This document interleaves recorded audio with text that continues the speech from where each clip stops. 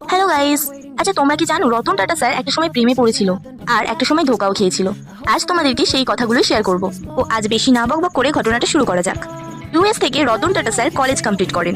তারপরেই রতন টাটা স্যার একটা ভালো জব পেয়ে যায় এবং রতন টাটা স্যার সেখানেই একটি মেয়ের সাথে রিলেশনে জড়িয়ে পড়ে। তাদের মধ্যে বিয়ের কথাবার্তাও হয়। তো হঠাৎ করেই রতন টাটা স্যারের দিদা অসুস্থ হয়ে পড়ে। রতন টাটা স্যারের দিদা ইন্ডিয়াতেই ছিলেন।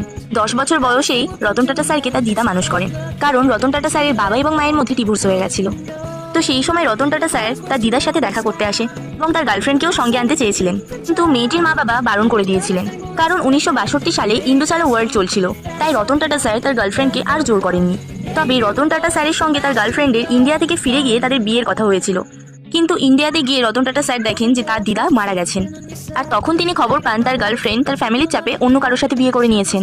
পর থেকে রতন টাটা স্যার তার দেওয়া কথা এখনো পর্যন্ত রেখেছেন। তিনি এখনো পর্যন্ত সিঙ্গেলই আছেন। তিনি সিঙ্গেল থেকেই